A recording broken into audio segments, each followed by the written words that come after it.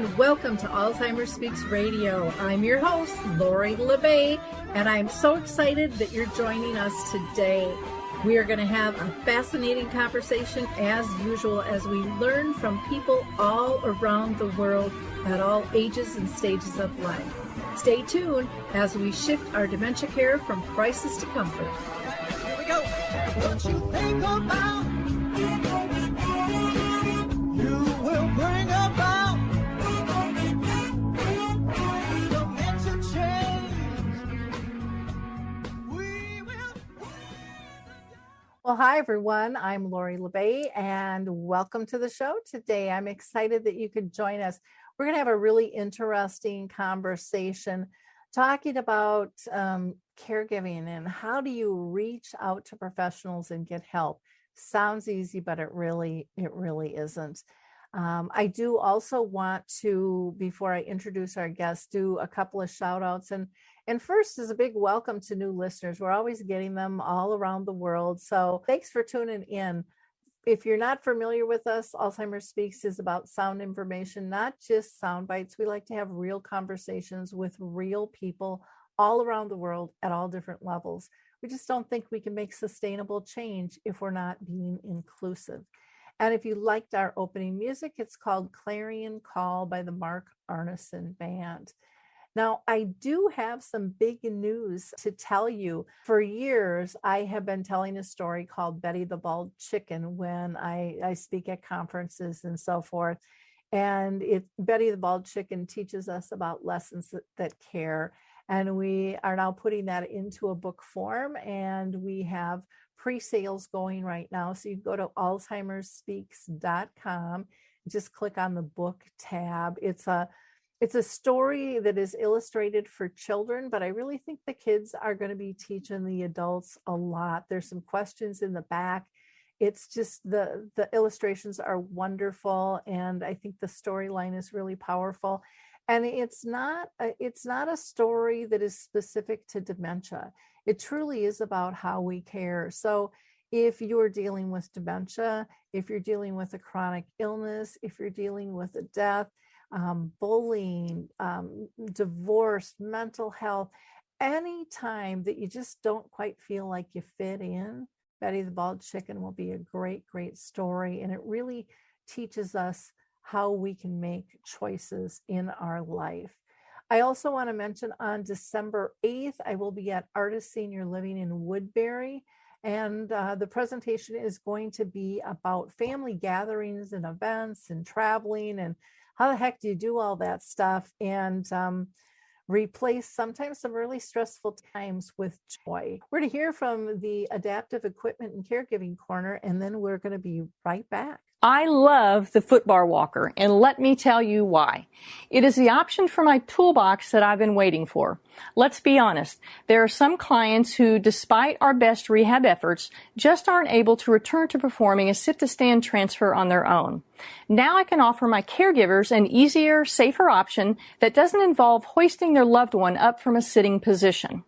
I don't recommend this walker for all of my clients, but I do recommend this walker for those caregivers looking for an easier, safer option with transfers. I would also encourage other therapists to add this walker to their toolbox. It's kind of like having my own mobile parallel bars for the client to pull up on. Whether it's a family caregiver at home helping a loved one with Parkinson's or dementia, CNAs in a long-term care facility assisting their patients, or therapists adapting to client and caregiver-specific needs, we now have a very safe and effective option to offer in the footbar walker. Check this product out at thefootbarwalker.com. That's it for today from Adaptive Equipment and Caregiving Corner. Have a great day, and don't forget, if you can't do it, adapt it. Okay, so we are back, and I finally get to introduce you to our guest today. We are going to be talking with Jodi Kay Benusa, and she is a social worker and a seasoned inpatient discharge planner. And let me tell you, that is quite the job. She has been certified as a social worker in care management, in advanced care planning, and also in facilitation. She has experience dealing with residents and families in nursing home settings And she is just a wealth of knowledge, and you're just going to love her personality style. She's just so kind and easy to talk to. And, she loves what she does, and it shows. And she is one of those people that would be really easy to talk to when you're in crisis, because she gets it and she has a lot of ideas how to move through it. And so I'm just really thrilled that she's going to be our guest today. I know you're going to get a lot of great information in this show, and please don't be shy about sharing that information. Well, Jodi, I'm so excited to have you on the show today, talking about leveraging professionals, letting them into your life to help you.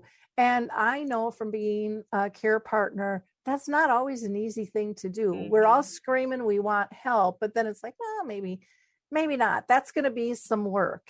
And so I'm really excited to have this conversation with you today. So thank you for taking time out of your busy schedule to be with us. Before we get into our line of questions, I always like to ask if you've been personally touched by dementia in your own family or circle of friends. Sure. Well, thank you so much, Lori, for having me today. It's my pleasure. Anytime I get a chance just to get the word out, I love doing so. So thank you. So as far as my own family, my grandfather did have dementia. And it was interesting how I personally handled that situation.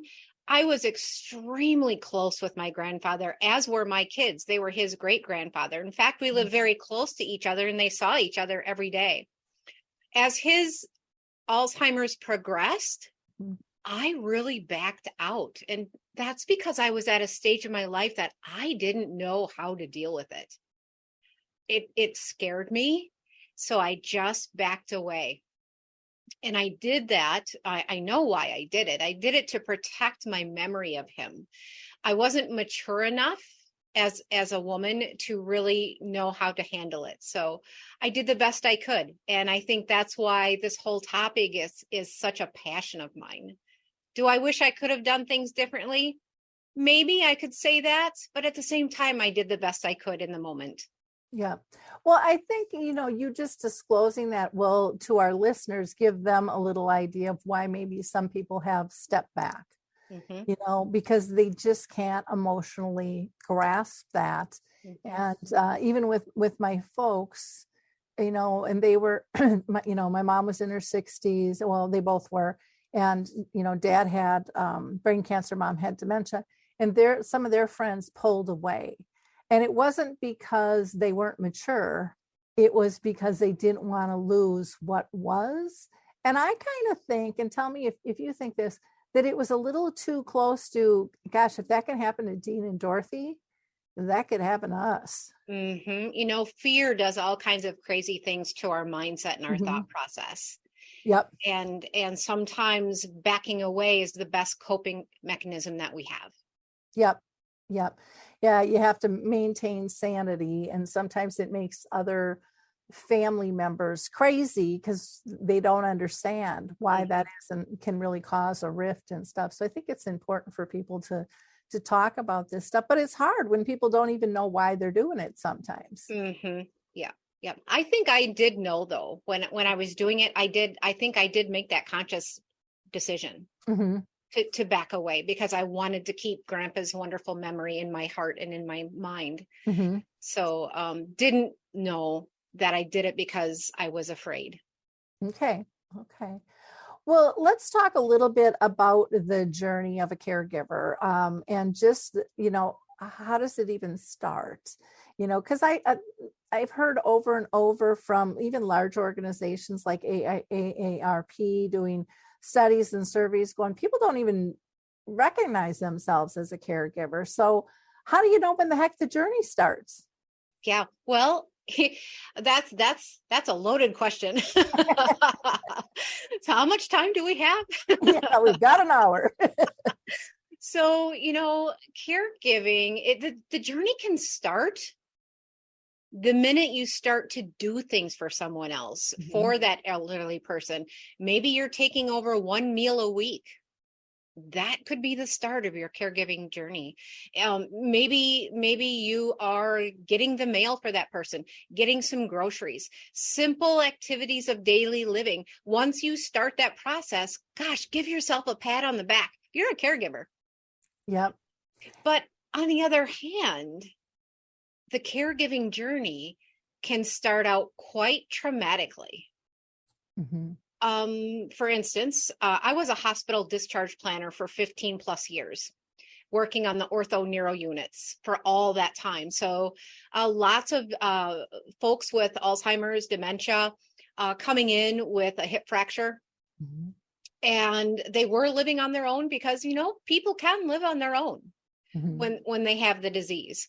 But now all of a sudden they're in the hospital and they have hospital psychosis and things are all chaotic. And that daughter or that son is now having to decide what to do and take that person home if they're able to go home. And that's how caregiving starts right there. I mean, that can be quite traumatic. Yeah. I had a background in real estate for 25 years, and I would see that all the time. People would be selling the family home because crisis hit. Yep. And, it could be the hospital, it could be a lot of different aspects there. But everyone is in turmoil. And typically I have found no one's investigated a dang thing, thinking that this could happen. And I think it's in everybody's mind, but I know, like with my own folks, I played this stupid game with myself and said, old is 10 years older than my folks, because then I never had to deal with it. And then that worked really well until, it didn't. And then it was like, how do I get in the middle of this? And I know better. I've seen this, I teach this, I talk about it, and yet I still pushed it out, Yep.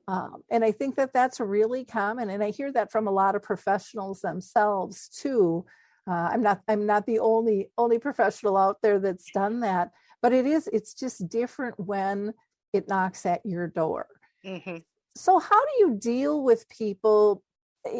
I guess, how do we change the perception? Because, if you're bringing over a meal for mom, or you're cleaning, or you grocery shop, and it's just something, a son or a daughter or a friend or a spouse would do. And when does it become different? I mean, because I think that's how we look at it. Like, sure, I can do that for you.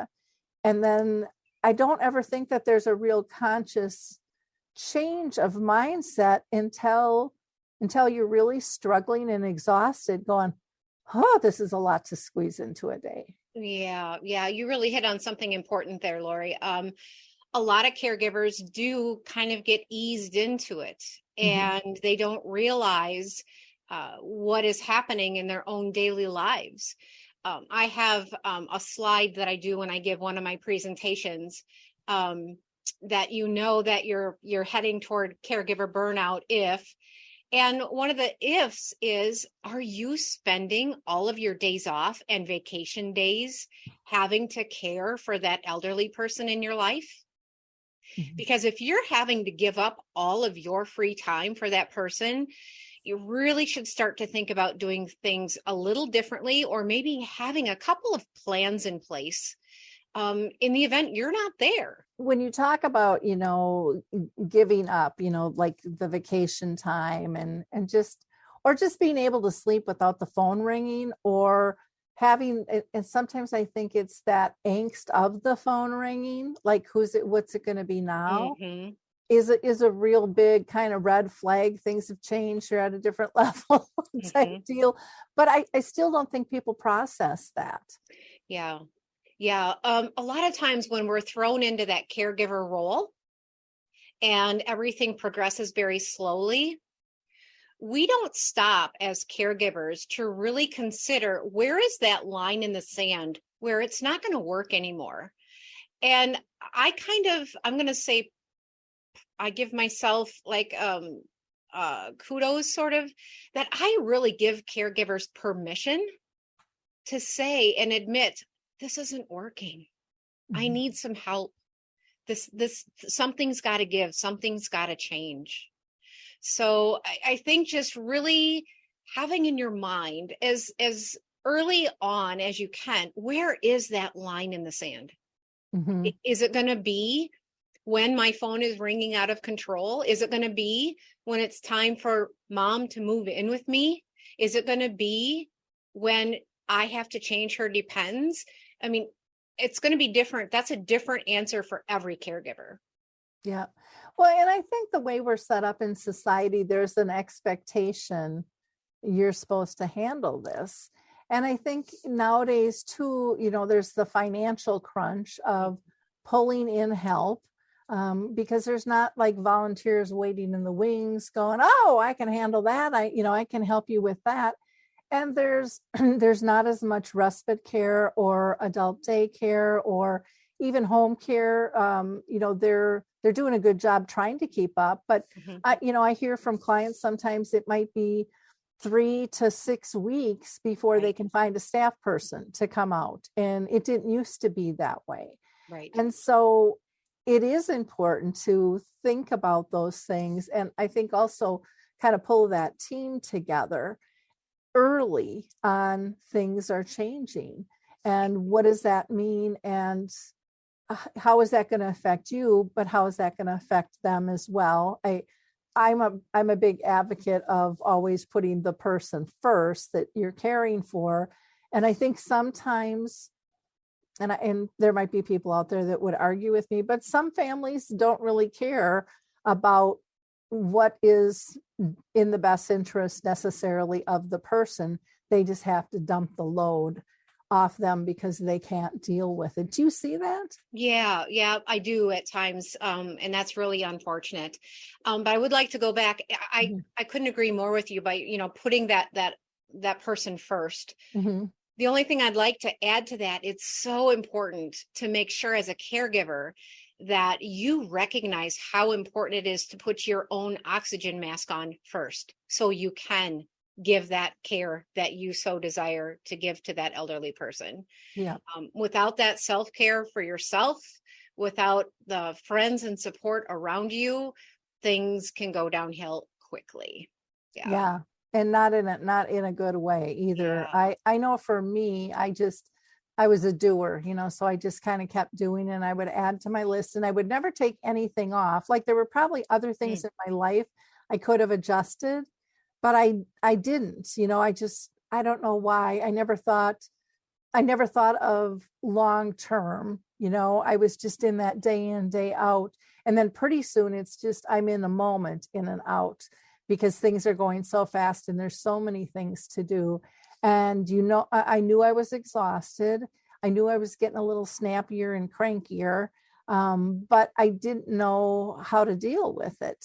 And, for me, it was meeting my girlfriends for coffee who never gave up on me.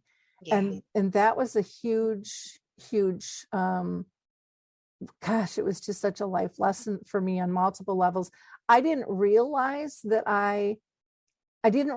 consciously that I wasn't taking myself into account, because I was so busy being a wife and a mom and a care partner, friend, doing my work and volunteer stuff. I mean, the list just kind of kept going, and I was just doing for everyone else. And I kind of gave up who I was, not even knowing that I was doing that until I was really into it. And, when I went to have coffee with my friends, I finally agreed, and I agreed in kind of a snotty way. They would call me every week. And I just didn't have time in my schedule. And I finally told them, I'll give you 10 minutes, I'll come in, like, roll the red carpet out. Here she comes, and I ended up staying 2 hours, and we laughed and we cried.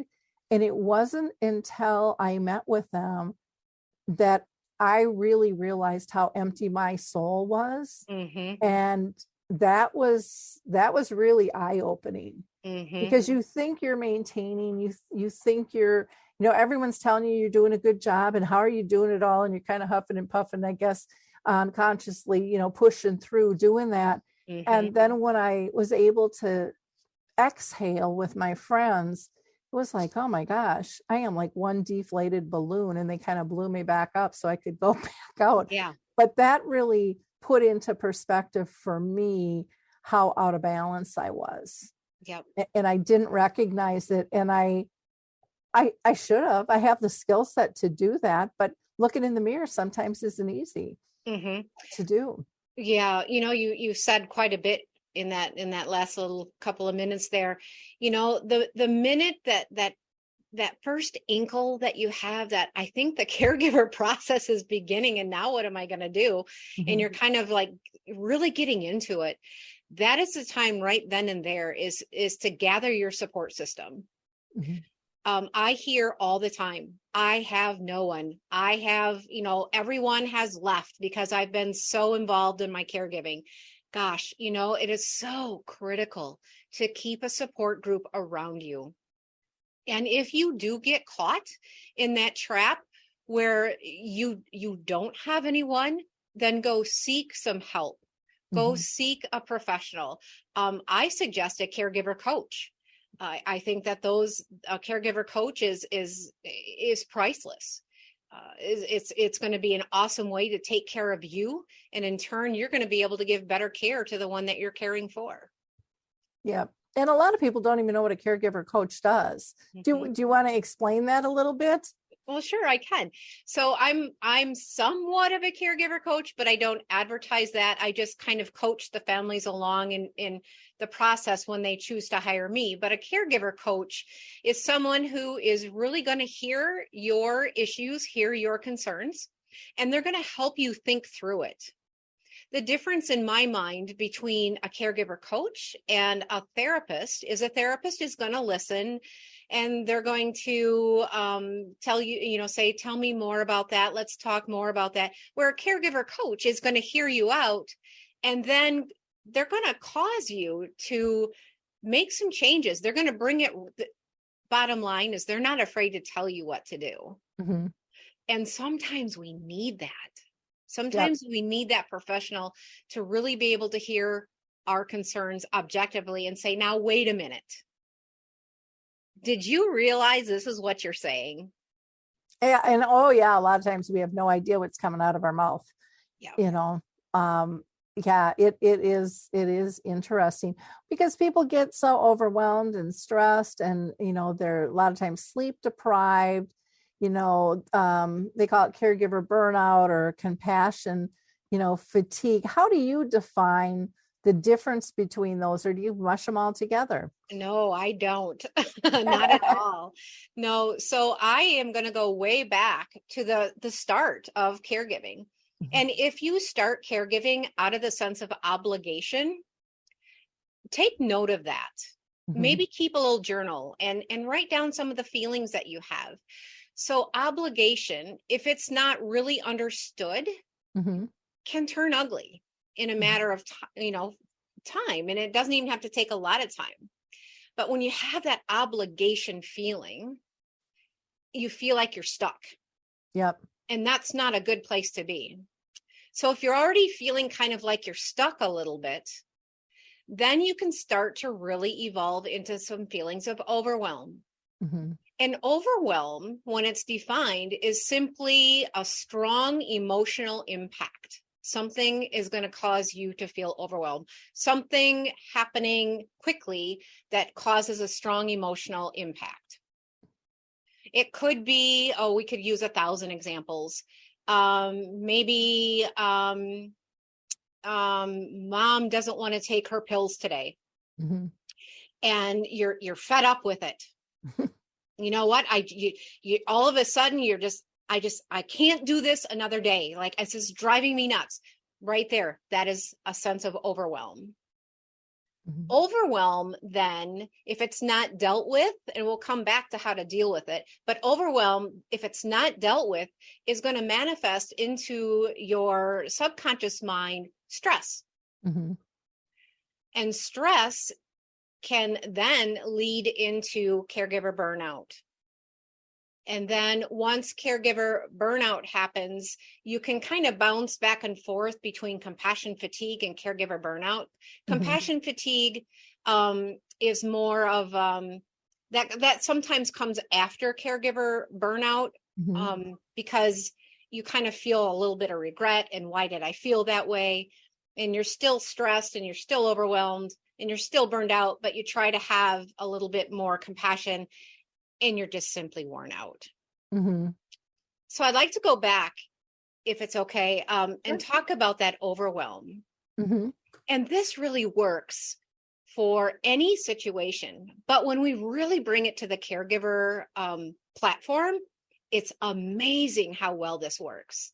So let's just use, for the sake of conversation, the example of mom is not taking her pills today and you're overwhelmed. So what I want you to do is recognize that, that's overwhelm right there, because I'm feeling a sudden emotional impact. Mm-hmm. Okay, identify it is number one. I've got overwhelm. Now you have a choice in how you're going to deal with that overwhelm. And how you choose to deal with it is going to determine whether or not you're going to feel stress or if you're going to feel some relief.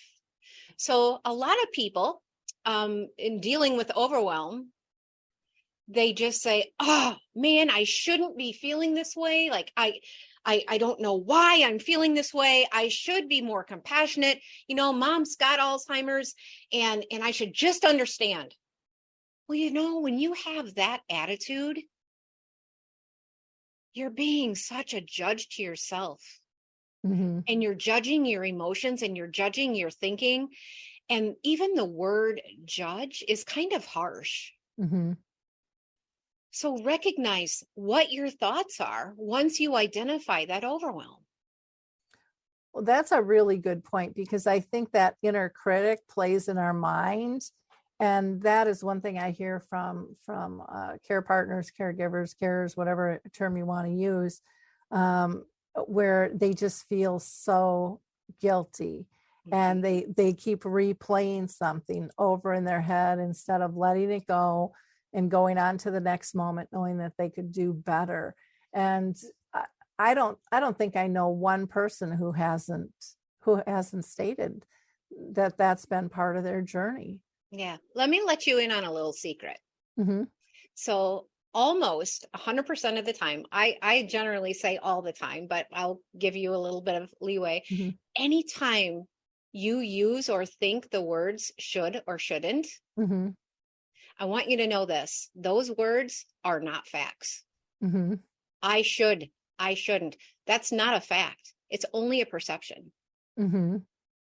So every time you think the word I should, change that into, oh, I can. Mm-hmm. It's so different. It's such a different thought. It really is. I remember going on a retreat, and a woman said she wanted to buy a word from me. And I'm like, what? And she said, shoulda, woulda, coulda.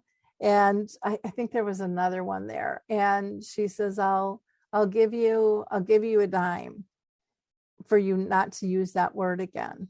And I thought that was just brilliant. And she said, there's one rule: when I give you this dime, you can't use it.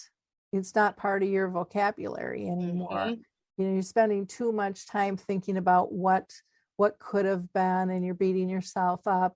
And if you get rid of that, you're going to be able to move through faster. You're going to be able to find different solutions and stuff. That's so good. Yeah, I thought it was really quite brilliant. I had never heard that before, but it brought it to the forefront and made me consciously look at it. Mm-hmm. And I loved what you said. It's not fact; it's a perception. Mm-hmm. And sometimes we get tied in loop in our perceptions, and it's not reality. Mm-hmm.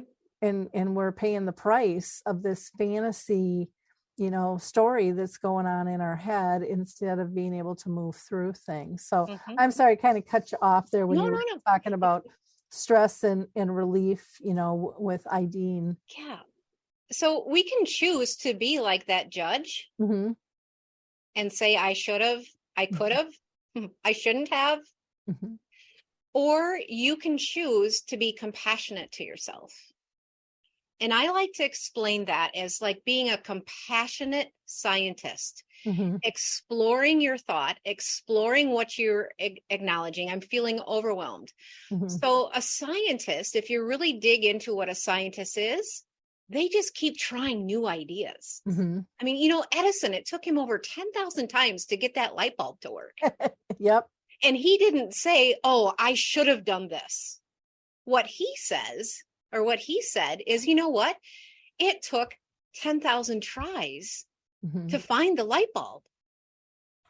See, it's such a different way of thinking. So when you feel that sense of overwhelm about your mom not taking her pills, and you feel that, say, I wonder why I'm feeling that way. Yeah. And pausing and just really thinking, what could I be thinking differently? What can I do differently? Instead of getting that angst and that anger and all that emotion all wrapped up in a ball, I wonder why mom doesn't want to take her pills. I wonder what might be causing this. Of course, it's the dementia, but let's look into it. Let's explore. So you can choose to be a judge and get caught up in all those negative emotions, or you can be compassionate to yourself and explore other options and other ways to deal with it. Yeah, one of the things through my journey, I've tried to, and I've done a pretty good job, but I've kind of kicked the word failure out or perfect out of my vocabulary, because I think when, you know, we think this should be easy, we've got it down, it should be perfect, and then when it's not, then we say I failed. And again, it's that whole judgment thing in there. But when I've reframed those two words, and I don't see it as failure. I try to not judge that, though. I mean, my God, I'm human. I still slip up. But that has made a huge, huge difference. And I always say, well, you know, build the toolkit, you know, try different things, because especially with dementia, what works one moment might not work the next. And so why are you beating yourself up when you already know that as a fact? That's just part of the disease process. But I think a lot of times when you're new at it, you don't necessarily know that, or you think you know better because I know my person, and of course this should work, and you know, those types of things come into play, I think, at times too. Yeah. Sometimes it works when you're being that compassionate scientist and you're trying to really understand. Sometimes it helps if you can just wrap your brain around the thought, she just wants to be loved. Yeah. And just keep saying that over and over in your mind. Yeah. It really is about how we're making them feel. And I think when, and again, I'm speaking from my own experience, but I think so often we turn what we're doing into a task. Like in the beginning, oh, you don't mind making dinner and doing this, and you know, it's kind of fun, and you're engaged and you get to see each other, and then pretty soon it's a little bit more than what you expected. It's a little harder to squeeze in.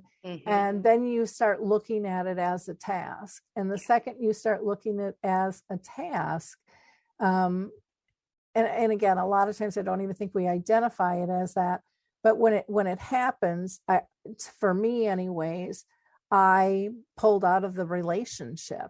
I was just too focused on the task, and I wasn't focused on how was I making my mom or dad feel. And then when I pulled back into that being the priority, everything changed for them and for me. So true. And it was like, why is no one talking about this? I mean, to me, that is just such a huge key. But, you know, disease and illness and injuries and things like that can just take over. And, you know, I always tell people, you know, don't let dementia take away your relationship. And yet I know for myself, for a while it did. You know, but that was a lesson I learned, to be able to tell other people, don't be like me, you know, throughout the whole process with that. So it's that relationship piece, I think, is really important, that self-care piece, that just time to think what's going on, you know, with me as a person, you know, what have I done this week or this month? And pretty soon it turns into a quarter and a year for myself. And when you keep coming up with a big old zero, wow, you got a problem. You know, excuse my language, but shit's going to hit the fan if you want it to or not, sooner or later. And now not only is your loved one in crisis and need help, but you're going to end up in crisis as well, one way or the other. Yeah, I don't know. You know, sometimes we don't think about this, and I don't hear a lot of people talking about this either. And that is, you know what, when a caregiver does get caught in burnout, we're going to take it to the max here, all the way to burnout, because they're not dealing with the overwhelm and stress. Yep. Are they really being a good caregiver? Are they really being effective as a caregiver?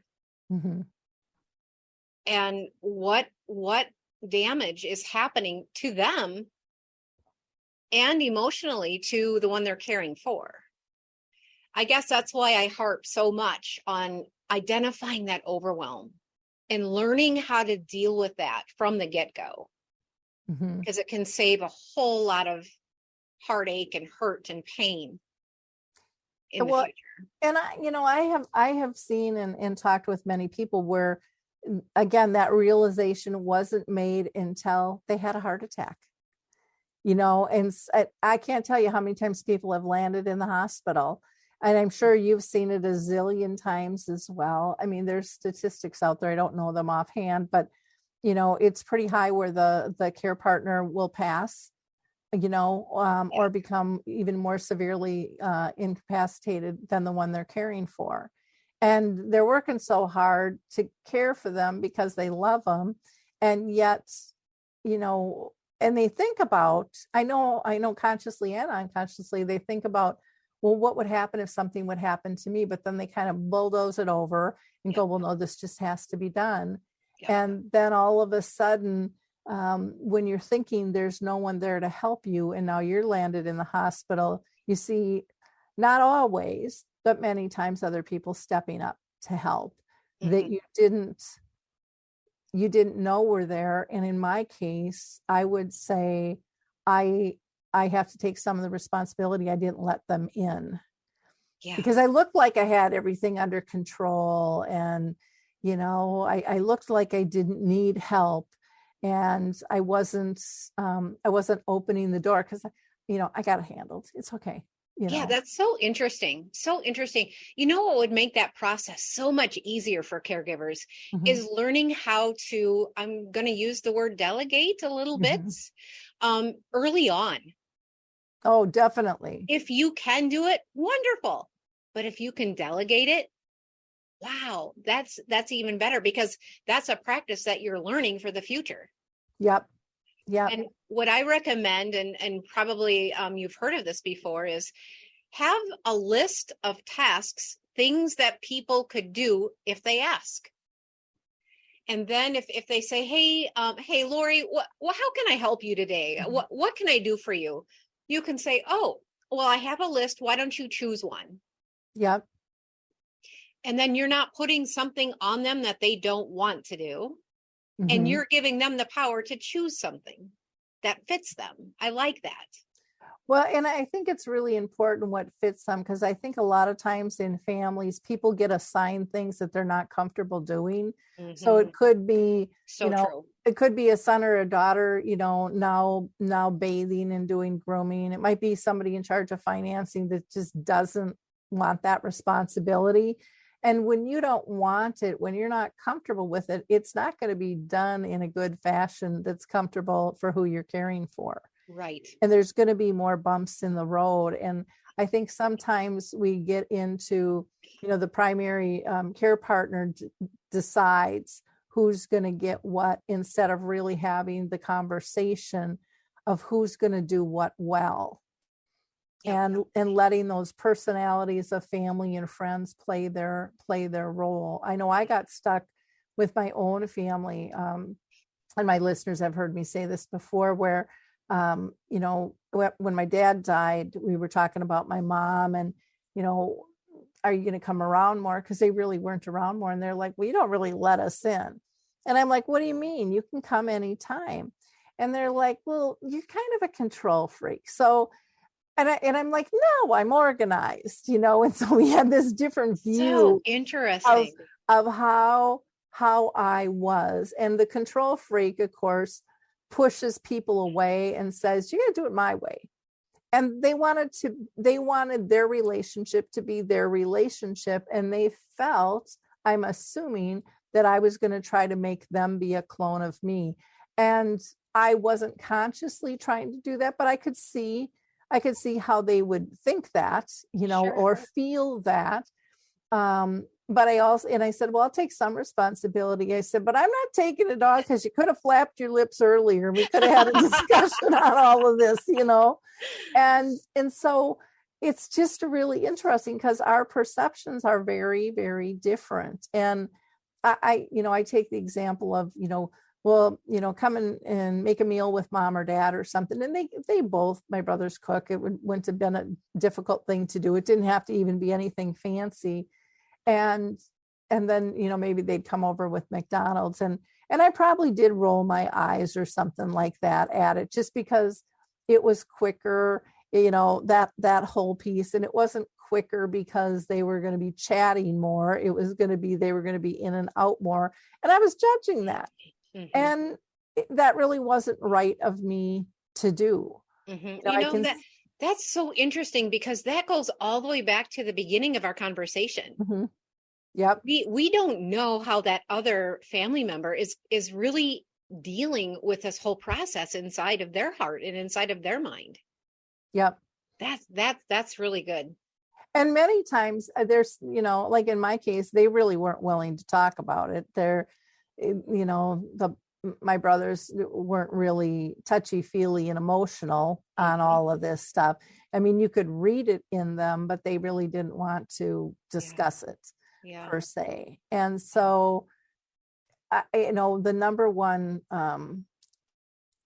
question I get in kind of complaints at every single conference I go to when it's families is, how do I change my siblings? How do I get them to help? And I said, for me, when I let go of trying to pull them in, I felt a lot more freedom. I could just focus on what I needed to do and how I wanted to care. And, those are their choices, and they're going to have to live with them. Mm-hmm.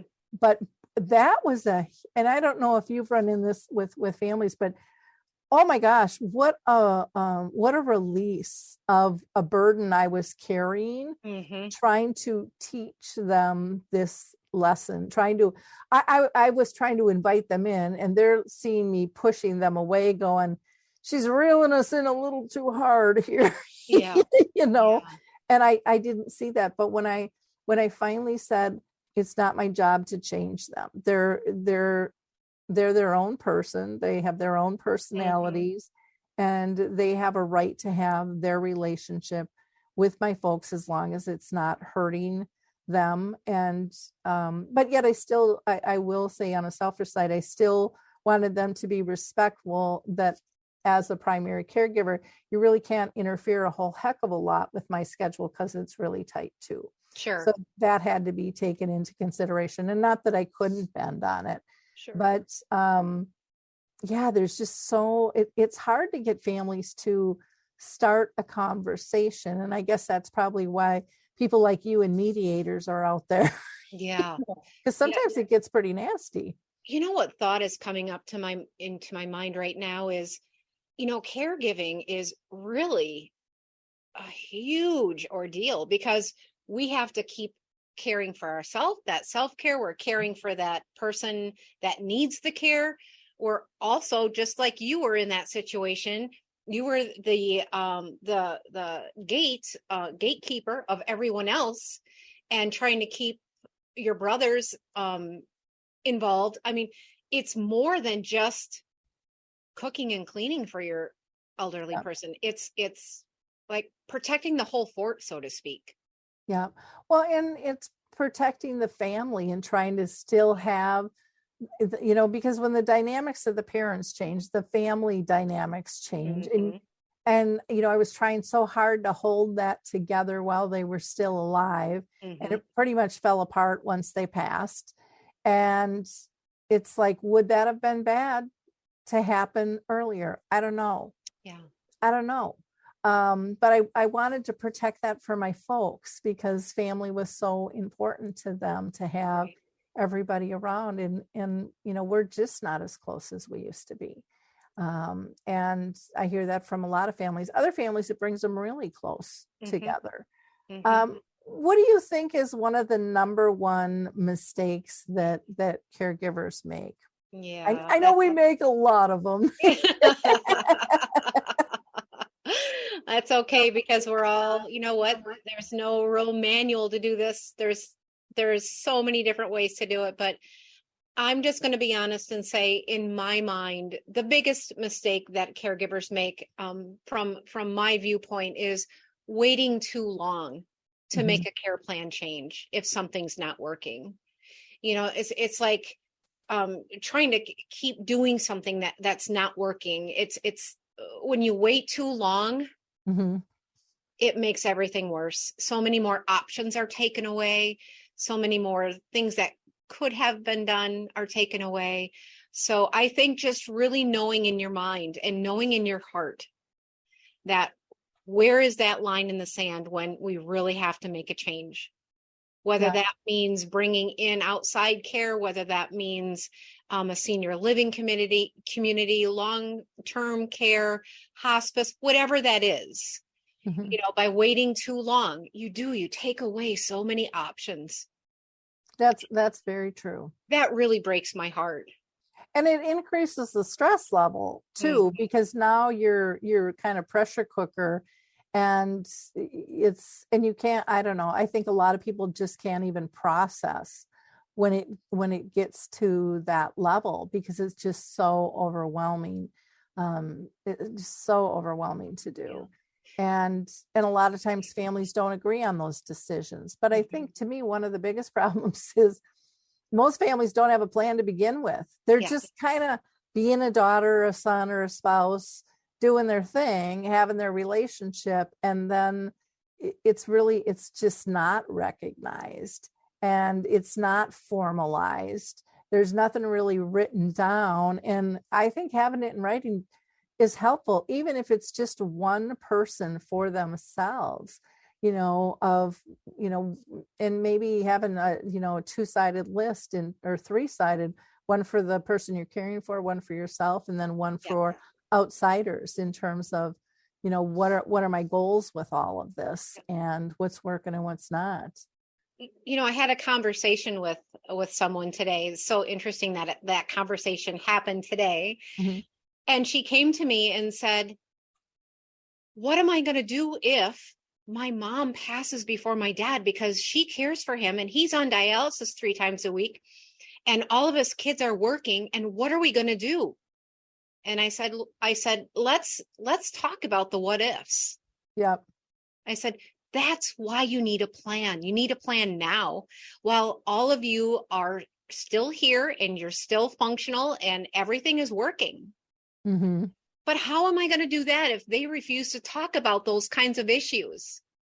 I said, here's what you're going to do. And this is the coach in me coming out after talking through it with her a little bit. I said, you're going to try one more time to have that conversation, because you want them to be a part of it. You want your mom and your dad to tell you what they want. Yep. But come prepared and have a plan already written out.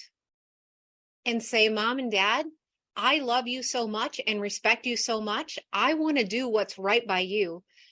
Since you're having a hard time coming with a plan, that's okay. I can appreciate that. But here's a plan that I came up with. Can you just take a look at it and see if there's any changes that you might make? That way, then everybody is on the same page. Yep. Everybody can agree. That and makes you give that mom and dad, now they are in control, even though they don't really realize it. Yep. Yeah. There's so many different ways to address this that are ignored, because people don't like tough topics. And we don't want our parents to get old. We don't want to think about the what ifs. But I always encourage people, especially like I said, when I was in real estate, go check out communities. Don't be afraid of that. Know what they are, know what you like, know what they like ahead of time. Let them be part of that. And so it's more comfortable if that's needed. Now, in the meantime, it's kind of an outing, you can do and stuff. But get educated. And I think so often people are just, I don't want that information, because if I get that information, I'm going to need that information. Well, you might need that information even if you don't get that information. Yeah, exactly. And which would be worse.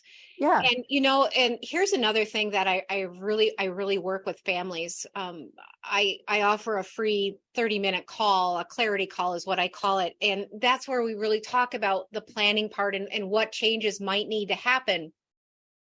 And it's so interesting that typically the first call will be scheduled with me. And this is what I hear. We didn't bring mom and dad here because we don't want them to hear what we're talking about. And I just find that so interesting. And so we get through everything. And then I say, this has been really good. Now let's schedule another one because I have to talk to your parents. Yep. Oh, I said, no, they're the clients. You're not my client. They are. Yep. And it's just getting the whole family and the elderly couple or person to really recognize and realize that just because we're talking about a community doesn't mean that you're going there to die. Oh, yep. That's a really big pice. It is a big piece. And if you can get that little shift made in that thinking process, no, you're not going there to die. You're going there to live your best life. Yep. And if you can walk into that community with that kind of mindset, you're gonna just be blown away. I'll never forget. I was touring a community, and I make a point whenever I tour a community to find somebody who's living there and ask them what they think. And I was in the elevator with this elderly couple. She was in the wheelchair and he was pushing her. They were almost giggling. I said, so tell me, how do you like living here? And they both together, they said, oh my gosh, we've lived here 6 months. We had no idea life could be this good. Yep. So it's just learning how, the sooner the better, tweaking that mindset and tweaking that thought process. No, you're not going there to die. You're going there to live your best life. Yeah. Well, and I think so often, people in their homes, sometimes they get so isolated and they grew up, especially our older population, they grew up where they used to say, they're taking me out feet first. I'm not going any place, but they have this image of the old nursing home that was dark and, stanky and, the whole 9 yards. And that's not what anything looks like anymore at all. And I know, like, again, back to my real estate, when I would sell somebody's home and they would move into like some form of senior housing, half the time I couldn't get a hold of them because they were out socializing. They had met new friends. I'd have to call the housing manager to track them down and go, hey, I got an offer. I need to meet with you because I couldn't reach them because, they had missed that. But when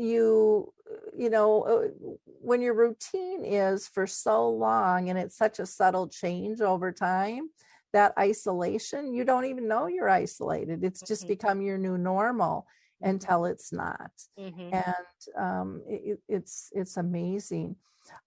When do you think it's time for someone to kind of reach out to a geriatric, consultant like yourself to find help? Yeah, that's a good question. So, you know what, you're going to know in your gut. It's just a feeling that you just need to talk to somebody. And that would be, I think that's the first indication. I just need to talk to somebody. Once that thought comes up in your mind that I wonder if things could be better. I wonder if things could be different. I wonder what shifts I can make. That's when you would reach out and talk to a professional geriatric consultant. Because you know what? That's my job, is to help you determine if you are on the right track. Yep. Or if it is time to make a change. So I'm going to go with, it's time when you know in your gut.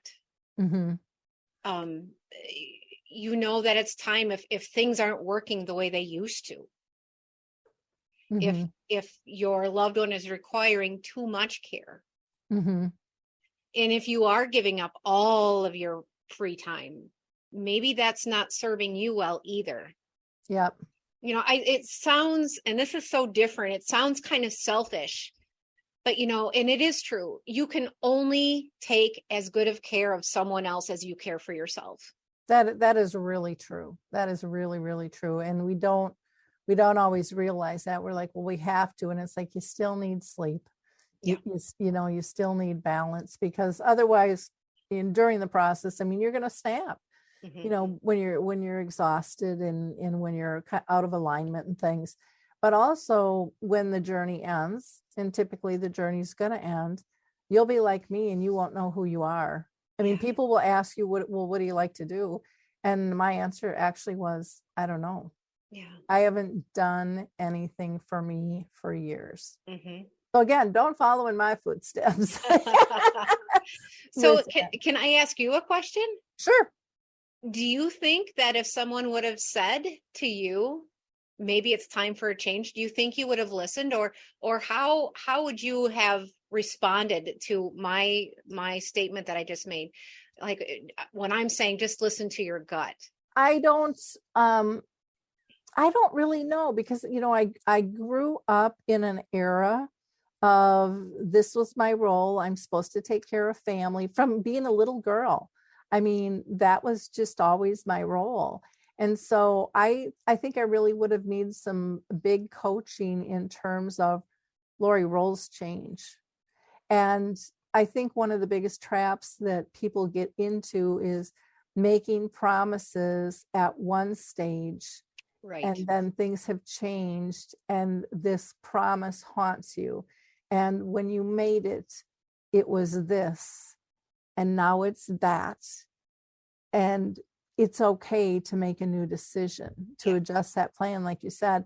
And I think if there was a way that was talked about sooner than later, but it's hard, because it's a lot of times, you know, when you're caring, it's for a family member that you love and you want to do it. And there's a lot of guilt. And I had some friends like, you know, you just give it up. I mean, they were raised different than I was.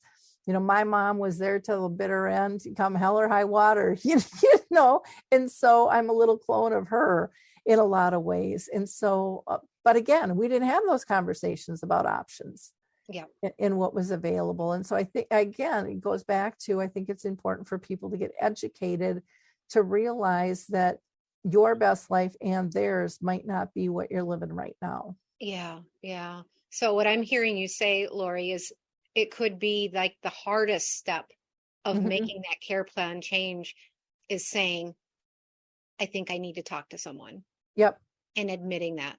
I think we still frame it as a self-defeat, like I wasn't good enough. I think that's the biggest hurdle. And because we're not doing enough up front to change that stigma of that perception, of that self-perception that so many care partners have, that it, you know, and even like with vows, you know, until death do us part. And I mean, I hear people say that all the time, you know, this is what I committed to. I take those vows seriously, but the quality is missing. And when people do pull in the help, that's when they realize how much their relationship had changed and how much they have missed themselves as well as who they're caring for, in terms of just being able to love and support somebody, you know, in whatever role without having to necessarily do the tasks. Yeah. So good. Well, this has been a wonderful conversation. I so appreciate your time. I would really encourage people to go visit Jodi's website. You can go to MidwestGeriatricConsultingServices.com, or you can email her at mgcs, and then her name, Jodi, Jodi. Last name is Benusa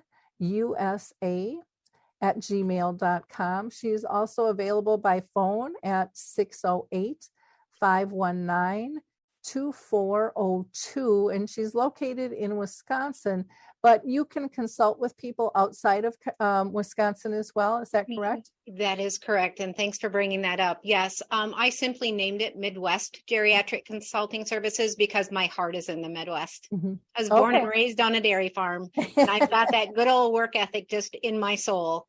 And my goal is to open up offices in every region. So the first office happens to be in the Midwest, but the process is the same no matter where you are.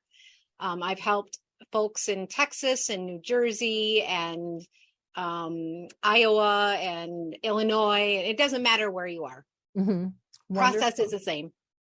Well, thank you again so much for taking time with us today. I really appreciate it. I think we had a really wonderful conversation that's going to help a lot of people. My pleasure. My pleasure. And thank you so much for having me, Lori. And to our audience members, please like, click, and share. This is a conversation we have to have. You know, we need to talk openly. We have to help people ahead of time. It's all about shifting, you know, our care from crisis to comfort, not only for others, but for ourselves.